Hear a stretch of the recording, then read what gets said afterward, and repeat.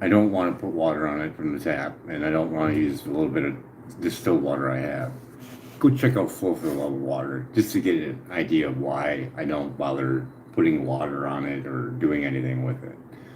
Nerve damage, yeah, and there's really not a whole lot there. Shave it off, electric sensitive, so not really looking forward to doing that. So it just is what it is. Put a hat on, hurts my vein, and it causes me stomach problems. It's fucked up. So, anyways, we got the release form. So we got to fill that out, take a picture of it, and send it back. I guess you can take a picture of it as long as it's legible for the signature. It's legit, so I can do that. So that's one thing taken care of. I haven't pushed this thing at all because it was delayed. My Social Security was delayed because of COVID, and I was like, people are dying. I can hang tight or whatever. But after all this and hearing that I lost 30 months of my back pay because he didn't want to go, well, let's be technically correct on it. He said he would go forward, but he didn't advise it because he didn't think he would win.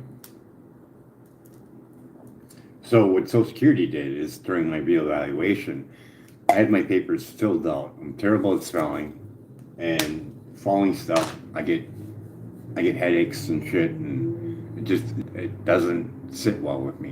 Whether it be the ink on the paper, the smell from it, whatever, it drives me crazy on that part. So my aunt usually helps me fill it out. Now, I was a manager before, doing money, doing numbers. I'm fine with that. But when it comes to like wording shit, my head gets fucking wants to think logic about stuff, even with spelling. My brain's like, well, fuck, why wouldn't you spell it like it's fucking sounded? Why is this I before E shit in there? And then fucking anxiety and fucking, it's not fun. So she helps me out, fill that out.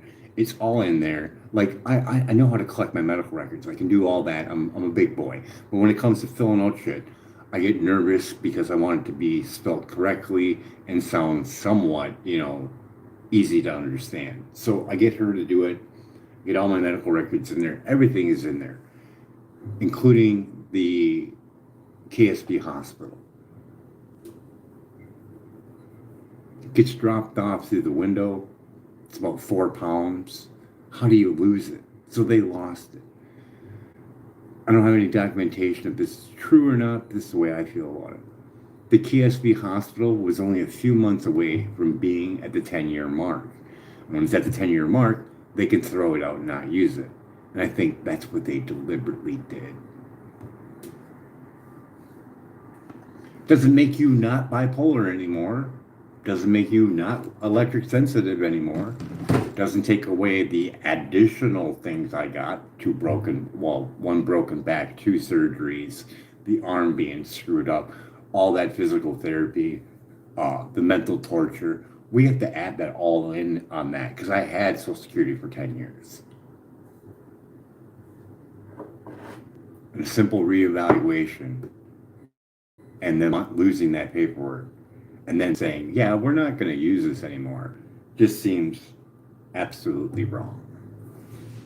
And I don't wish it on anyone.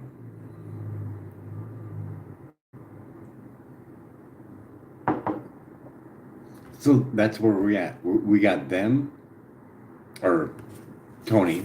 So we have Tony, and they do work, I guess, with my attorney. Because they asked me, did I get referred by them? I'm like, no. I'm like, I figured 8 years long enough. I'm going to say a little stuff and see if I can get this pushed out even more. I mean, how fucking damaged do you need me to be to say that I'm disabled? I have other doctors that say I'm fully disabled. And being electric sensitive makes it worse. Being in an electrical environment and being around people with cell phones, I don't do that. I am a hermit. I don't go by anyone. I tried doing pool again. I can't do that. The light or whatever, and being around people that drink is not my thing. I used to party back in the day. That's not my thing anymore.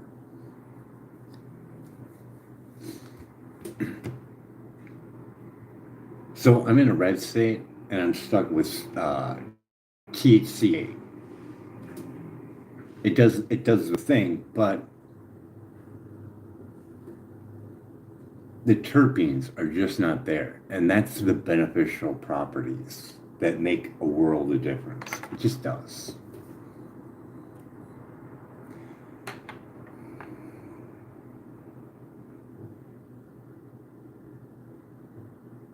I know that this would help people pull themselves off of opiates if they had access to it in a certain amount, not have to worry about it, not have to stress about it, not to know, oh, is it going to be there? Is it not going to be there? But have it there straight up 2 years. Have it there locked away in the freezer. You know what I mean? It doesn't have to be locked away. It's your place.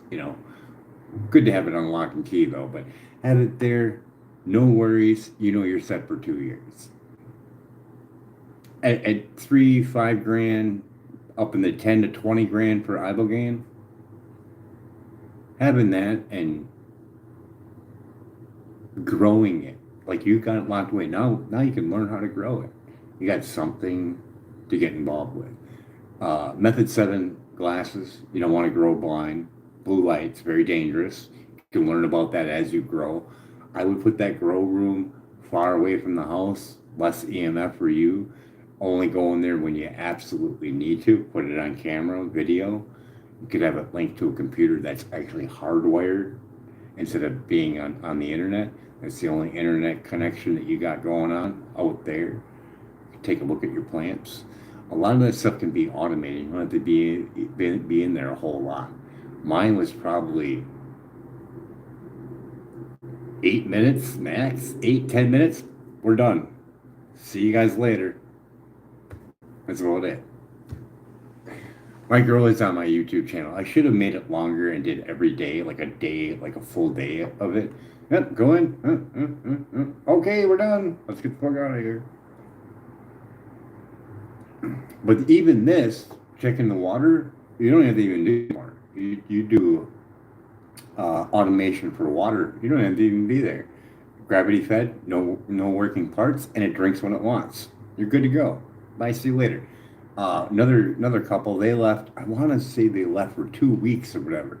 Came back, everything was great. Everything is monitored, and even though that's Wi-Fi, it could be out in another building, go to the web. You could access on a computer that's not Wi-Fi. Hey, look, my plant gives you everything. VPD, water, all that. Easy. Even more advanced. They even have cameras where it detects the bugs and lets you know with a notification. Pretty nice. Pretty nice when it comes into that flow of you could really help out a lot of people with a lot less work. So that's where we're at. I'm still broke. I usually get $20 slid underneath my door. Took me a while to figure out who it was, but yeah, once in a while, someone will slide $20 underneath my door. She's been doing it for probably, I want to say, more than 5 years. Yeah. Hope. Keep hope alive.